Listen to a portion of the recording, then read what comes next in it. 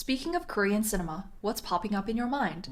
Not sure about you, but I immediately thought of Bong Joon-ho, Hong Sang-soo, Lee Chang-dong, and Park Chan-wook.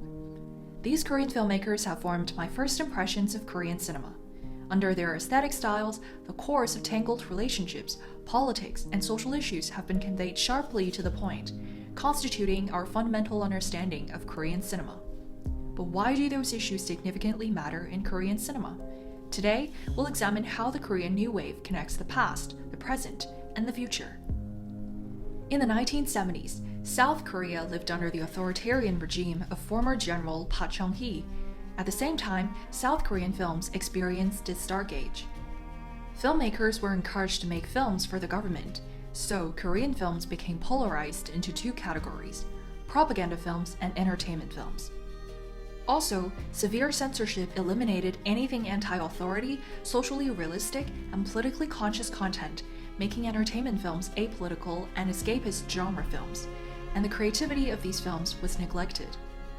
The end of the 1970s saw piles of chaos and turmoils in South Korea. The sudden assassination of Park Chung-hee and the tragic Gwangju uprising took place. The public demand for democracy culminated at its boiling point. In the early 1980s, the censorship of the Korean film industry was relaxed. The partial relaxation of censorship allowed for a certain degree of social critique addressed in films.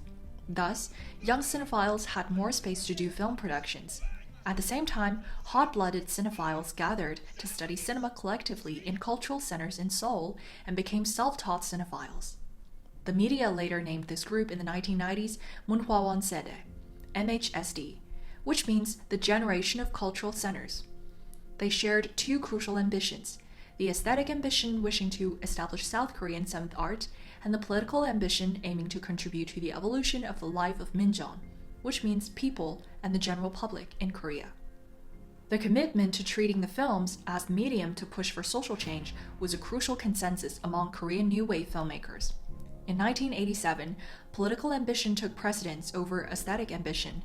The belief of the commitment climaxed when fighting against the direct distribution of US films for screen quota in 1988, marking a vital point of the Korean New Wave. The Brechtian style is especially evident in Korean New Wave films.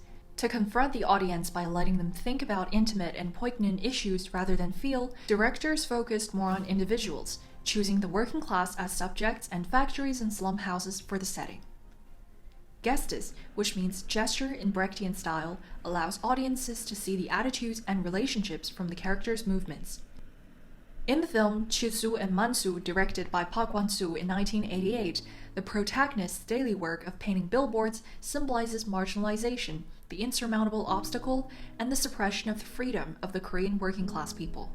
They paint the billboards that represent the soaring economy in South Korea. But they are also framed out of the middle class and never seem to fit in.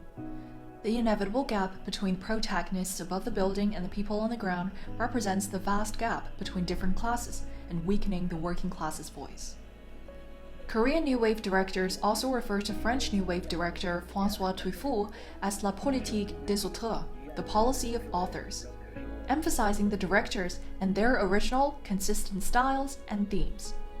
Jang Sun-woo's work can be considered auteur cinema with his sense of humor, understanding of society, and narrative angle focusing on individuals to project issues within socio-political contexts. Jang's film, The Age of Success in 1988, is full of capitalism-related details that express ideas of anti-capitalism and anti-America at the end of the 1980s in South Korea. This film brings a contradiction between discipline and desire, and a subtle combination of both within Korean society. Discipline represents South Korea, while desire addresses the foreign culture's invasion. Cash, suit, open-plan office, and sex represent wealth, fame, status, and desire. By doing so, jakka, the Korean version of artists, is gradually demonstrated in Korean New Wave, requiring filmmakers to satisfy the artistic approach and recognize the evolution of South Korean society through cinema. An aesthetic ambition was reinforced as political ambition weakened since the early 1990s and onwards. In the film A Single Spark in 1995, directed by Park Wan-soo, using black and white and colors to distinguish the past and present makes it stand out in creatively connecting the past and the present. Eventually, the rising aesthetic ambition accelerated the arrival of post-Korean New Wave filmmakers in the late 1990s. Though it didn't last long, Korean New Wave's impact on South Korean society is considerable. The film industry, film policy, and stars have thus been valued. Since the mid-1990s, with more loyal readers falling for the specific category, cinema has become a solid and valuable subject for the South Korean media. Nowadays, there are internationally well-known Korean directors such as Bong Joon-ho, Lee Chang-dong, and Hong Sang-soo. Inheriting from the incisive predecessors of the Korean New Wave, these post-Korean New Wave directors are even more creative in conveying through unique aesthetic styles while innovatively and boldly telling the stories of their ideas, life, society, politics, and their country.